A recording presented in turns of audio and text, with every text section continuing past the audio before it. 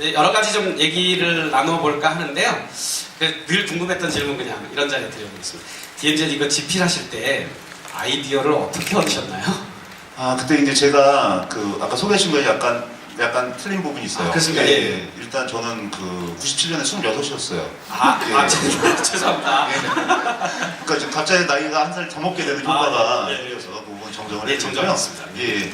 그러니까 사실 그 발표가 97년이었고 사실은 제가 이제 소설을 쓰기 시작한 것은 24살 때였어요. 24살. 대학교 4학년 졸업반. 군대 갔다 오신? 아, 저 군대 면제예요. 예. 참 아이러니입니다. 네.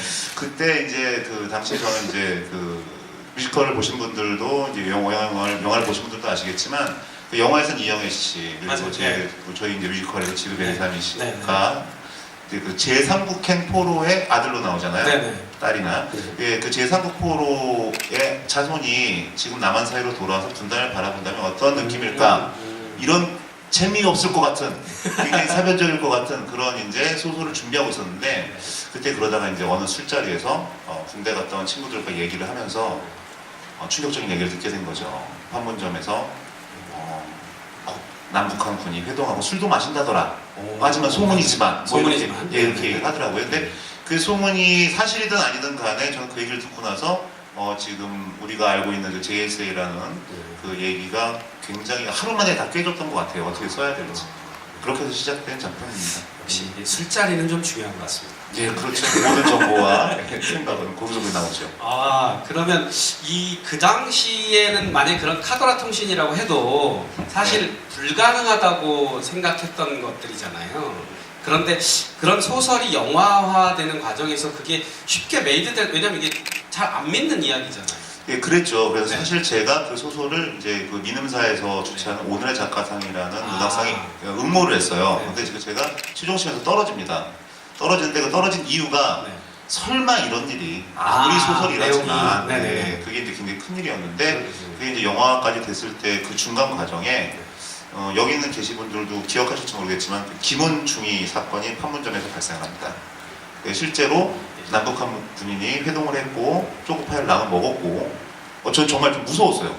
정말 제 소설처럼 그 비슷한 일이 일어나니까 당시에는 정말 내가 무슨 조사를 받는 게 아닌가 이 사건과 관련해서 당시 그리고 그래서 많은 신문에서 이 사건은 이미 소설에서 예견했다며 기사들이 났어요. 근데 그때 이제 제 책을 관심 갖고 보기 시작한 분이 몇 분 있었는데 그 중에 박찬욱 감독이 있었던 거죠. 경쟁은 없었나요? 사실 그 전에도 있었어요. 그 다른 감독님 두 분이 더 영화 관련해서 문의를 하셨는데 그 당시엔 좀 흐지부지 됐고 그때 명필런과 박찬욱 감독이 되게 적극적으로 나와서 영화 시기적으로도 잘 맞았고요. 그렇죠. 일단 영화가 2000년 9월 9일날 개봉했는데 2000년 6월 15일날 처음으로 남북 정상이 만났어요. 그러니까 이제 다들 어느 점집에서 영화 개봉식을 맞춘 거냐 막 이러고서 이제 많은 질문을 받았던 걸 기억합니다. 네, 감사합니다.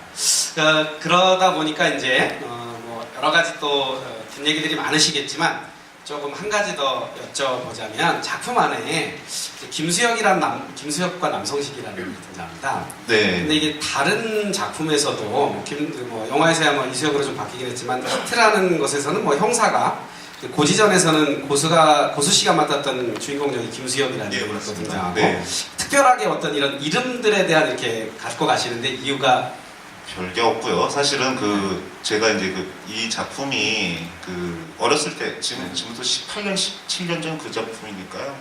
그때 좀 어렸던 마음에 그냥 오해성이 있잖아요. 이연세 씨는 오해성을 쓰고 오해성 검지를 쓰고 그다음에 이감토는 이제 허영만 선생님께서 많이 쓰시고 그리고 사실 그래서 저도 이제 제가 앞으로 작품 생활하면은 어떤 이름을 쓸까 하다가 그냥 제 친구들 이름이에요. 사실 제 친한 친구들 이름인데 친구들 굉장히 싫어해요.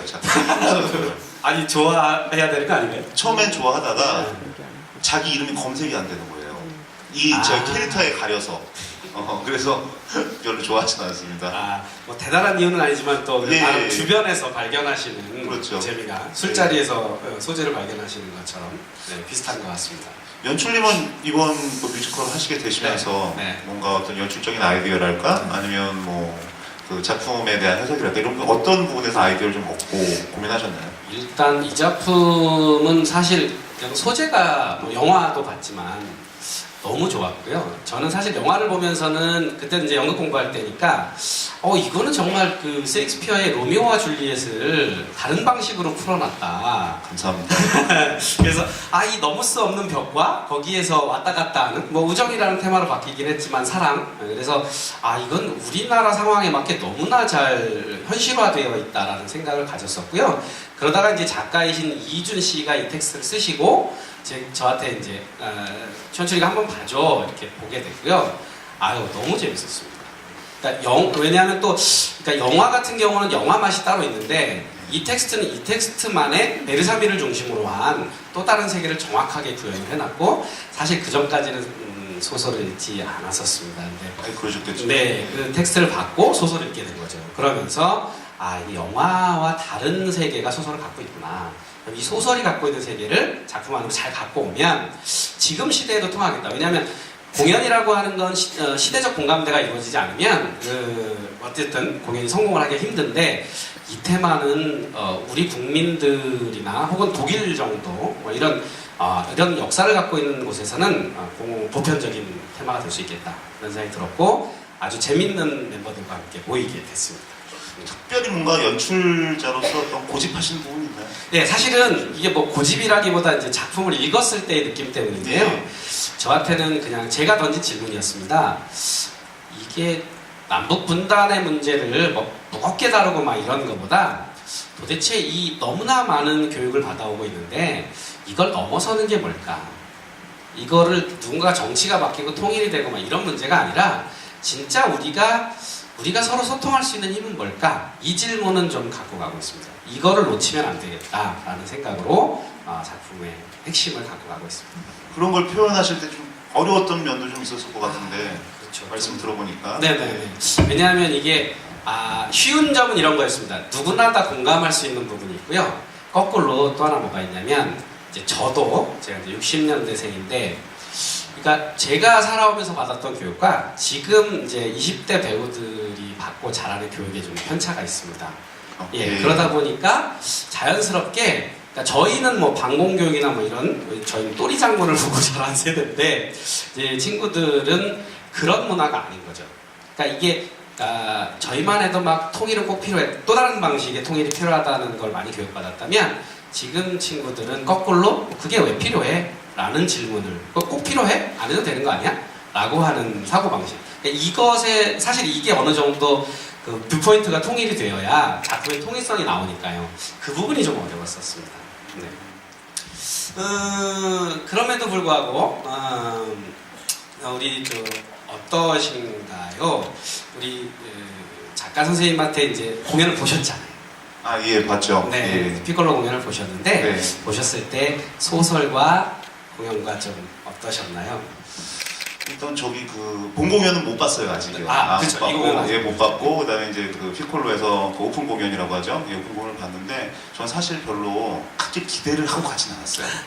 왜냐하면 제 작품이 일단 18년 전에 썼던 작품이고 그 작품이 지금 다시 공연되는 게 사람들이 좋아할까? 그게 좀 과연 먹힐까? 근데 제가 이제 배우분들이랑도 얘기를 해봐도 배우분들도 비슷한 생각을 하셨던 분들이 많더라고요. 이걸 과연 지금 그런 마음으로 왔어요. 네. 사실 뭐 통일이나 역사나 이런 것들이 이제 좀 너무나 탈 이데올로기화 되는 세태에 있고 네, 그렇죠. 이걸 과연 그 젊은 여성 관객분들께서 네.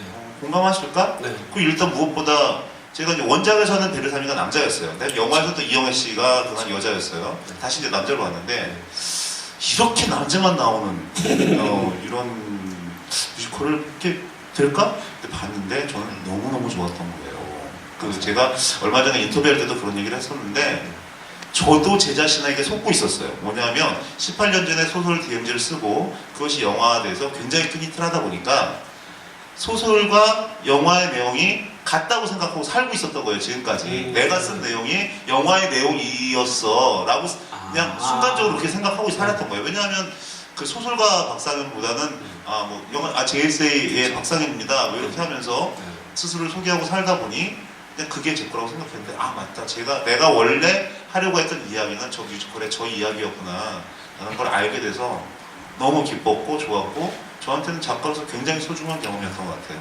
네. 오히려 영광입니다. 우리 서로 너무 좋아졌잖아요. 그러면 소설 잠깐 돌아가면 네. 그 집필하실 때 좀 어려운 부분이나 좀 막막했거나 이런 부분들은 없으셨나요? 제일 어려웠던 게 있어요. 네. 왜냐하면 이걸 제가 처음 쓰기 시작한 게 94년입니다. 네. 그래서 94, 95년까지 쓰고서 이제 96년에 응모에 딱 떨어지고 97년에 발표한 작품인데 이 시절을 잘 생각해 보시면 답이 나와요. 일단 첫 번째는 지금보다 좀 엄혹한 시절이었어요. 그렇죠. 예, 지금보다 좀 힘든 시절이었기 때문에 경직되어 있고 사회도. 그래서 쓰면서 당시에는 이거 썼다가 잘못되는 거 아니야? 라는 생각도 실제로 들어요. 지금 생각해보면 어이없는 얘기지만 그 시절에는 그런 좀 어떤 공포가 있었어요. 그리고 두 번째는 뭐냐면 인터넷이 없는 시대예요. 그랬죠. 예, 그러니까 판문점이나 JS에 관한 정보는 찾을 수가 없어요. 도서관에 가도 없고 뭐 어딜 가도 없어요. 지금은 인터넷이라는데 굉장히 많이 그렇죠. 나오는데 그때는 정보가 없기 때문에 그 정보를 구하는 데 있어서 굉장히 어려웠고 그래서 당시에 그 청량리역에서 JS의 군복이 굉장히 특이해요. 그쵸, 예, 다르죠. 그렇죠. 그 판문점 경비대대원들은 그 청량리역을 통해서 휴가를 나옵니다. 그래서 청량리역에서 앉아서 기다려요. 그 군복 입은 사람 만날 때까지. 그래서 그분들한테 뭐 술도 사주고, 이러면서 취재를 했는데 이제 그게 참 지금은 그렇게 취재하는 작가들이 많이 없을 거예요. 인턴이 없던 시대에 그렇죠. 낭만이 아닌가 싶은 생각도 필드 드네요. 취재의 재미. 그렇죠. 그래도 그 어떤 그래서 그 살아있는 것들이 있는 것 같아요. 작품을 만들다 보면 이게 경험하지 않고는 안 나오는 것들이 있는데 그래서 제가 아까 여쭤본 겁니다. 군대 어떻게 되시나 여쭤봤던 게 그러니까 다른 나라라면 다른 나라에서 전혀 문제가 안 돼요. 다른 나라에서 뭐 스필버그가 우주를 가봤다고 우주를 쓰겠어요. 그렇죠. 아무 상관이 없는데 오직 우리나라에서만 전 국민의 발이 군사 전문가이기 때문에 그렇죠. 제가 군대를 면제 당했기 때문에 더 막 그런 디테일이나 이런 것들은 굉장히 신경이 쓰이더라고요. 그냥 다른 나라에서 했으면 그냥 대충 해도 될 부분도 굉장히 자세하게 취재를 했던 기억이 나요. 그러니까요. 네. 하면서 좀 그런 부분들이 느껴졌어요. 네, 그래서 배우들도 좀 재밌게 그런 부분 좀 더 수월하게 되는 거죠. 그런 게 살아있으니까. 네, 그렇고요. 그 다음에 또 우리 아니요, 제가 질문을 했잖아요. 그렇군요. 저는 너무 좋게 봤어요, 공연을. 너무너무 행복하고 좋게 봤는데 또 이제 관객이 얼마나 흥행할지는 그건 또 좀 다른 문제니까 저는 그래서 좀 약간 걱정도 하고 그랬는데 지금 보니까 뭐 기사를 보거나 그때 당시 제가 공연을 봤을 때 공연을 2번 봤는데 관객들의 반응을 보거나 엄청난 히트 같은데 이게 시범 공연으로서 이게 어떤 흥행의 비결이 뭘까요? 저도 좀 저희 멤버들하고도 여러 얘기를 했는데 사실은 관객분들입니다. 관객분들인데 관객분들이 선택해 주시는 거잖아요. 뭘 선택하실까라고 생각을 하다가 그러니까 지난번 쇼케이스 공연 때 좀 놀라운 경험인데 첫날 첫 공연이 끝났는데 저희 누구도 생각하지 않은 거였는데요. 이렇게 우시더라고요. 예, 저도 봤어요. 네, 그래서 저희는 울 거라는 생각 자체도 하지 않았고요. 깜짝 놀랐어요. 네네. 왜 우실까? 그래서 이제 좀 지인들도 계셔서 여쭤봤더니 공연이 끝나는데 너무 마음이 먹먹하다. 그러니까 우리의 현실인 거죠, 이게. 무대 위에서 벌어지는 일이지만 이 분단의 역사는 여전히 현실이고, 근데 그게 그냥 뭐 계산하고 뭐 이데올로기가 뭐고 이런 게 아니라 그냥 내가 살고 있는 현실에 대한 부분, 뭐 인식이 되어지니까 여기서 벌어지는 게 내일이고 내일이다 보니까 가슴이 아프고 해결되지 않았으니까 더 먹먹하고 요 감정선이 자연스럽게 생기면서 아마도 공감이라고 하는 부분이 저희 작품을 좋아해 주시는 게 아닐까 이런 생각이 듭니다. 예, 저는 그래서 그 관객분들 중에 제가 2번 공연을 봤는데 2번 다 제가 오는 분을 뵀어요. 네네. 보고서 그분을 보니까 의문이 날 것 같아요. 그러니까 제 입장에서는 내 18년 전에 썼고 되게 낡은 이야기라고 생각했는데 그 이야기가 아직도 소통을 하고 있구나.